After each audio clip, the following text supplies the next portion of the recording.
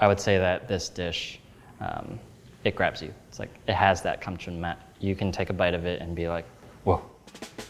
Hi, I'm Eric Kim. I'm a cooking writer for the New York Times food section. Today, I'm gonna show you how to make my Gochujang-Glazed Eggplant with fried scallions.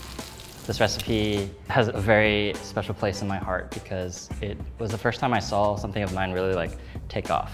This is the recipe probably I get tagged on the most, but it's more just knowing that I had this like very delicious thing that I want to share with people and knowing that people made it and also just loved it. These are Asian eggplants. They are different from the globe eggplants, the kind of larger bulbous ones. I think they just taste better. They're a little sweeter to me. I think they cook up more gorgeously. When you're done cooking them, they do maintain sort of their like purple, and I really like that. For these, all I have to do is cut them in half, like this. And then each of these halves, you cut in half again, laterally. I keep this on. I think it's a kind of a nice, like, when you're eating the eggplant later, you can pick it up. And I also just think it looks really cute. It looks like a little hat. Anyway, you want about a pound, which is usually about 2 to 3 of these. I think a lot of people would argue that you don't have to salt eggplant. I always salt my vegetables. I like the texture that you end up with. It's actually a fruit. Spoiler alert. This eggplant gets about a teaspoon of kosher salt. While the eggplant is draining, we're going to make the sauce. This sauce, let me tell you about this sauce. The main star in this glaze is the gochujang. This is a Korean fermented chili paste. It has a lot of savoriness. What I like to do is use it as a base, kind of thin it out with some other flavorings. So we have the heat and the savoriness and the salty here. The brown sugar isn't just there to offset the salty, it's also there to really create that glaze, like as the sugar's caramelized, and that coats vegetables so gloriously. And this is your glaze.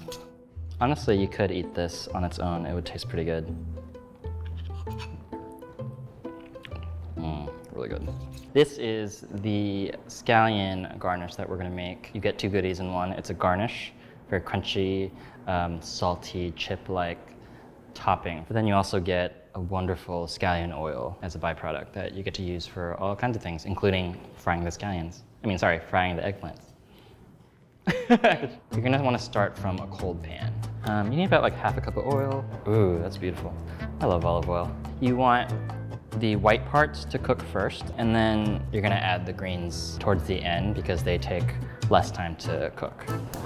It's about at medium. It's not too hot.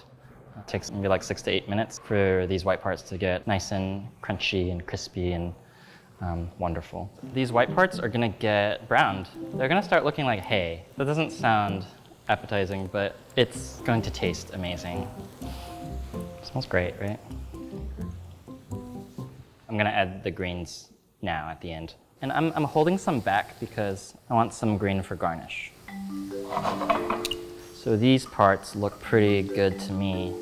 I'm gonna take them out. I feel like people are gonna give me crap for using this in a non-stick skillet, so maybe we can edit that out. Okay, that's our scallion oil. I'm gonna decant the scallion oil. We don't need like all of it for the vegetables that we're gonna fry today.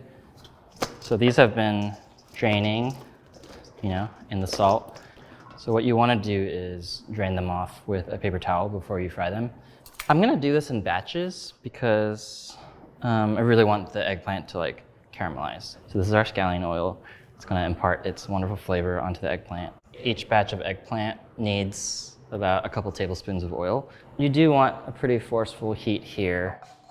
And when you're frying them in a really hot pan like this, they only need about 2 to 3 minutes on the first side and like a minute or 2 on the second side.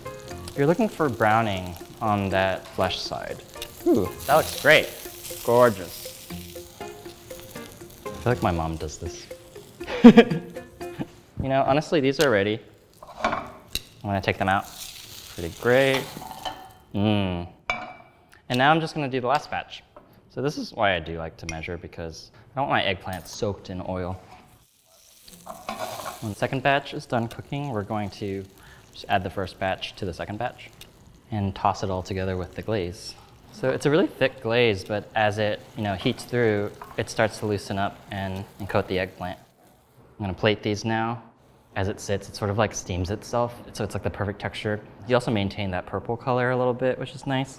Now it's gonna get the garnish and some of the green ones. Sometimes when I'm like really busy and really stressed, I'm like, oh my God, I have to cook this thing again. I have to like perfect this recipe. And I'm like, slow down, slow down. This is your job. This is like such a cool job. This is a fun job, right? What a weird job. It's like I also love doing this with zucchini. It's just a really nice way to make something as simple as an eggplant or zucchini. How to turn that into something really wonderful for dinner.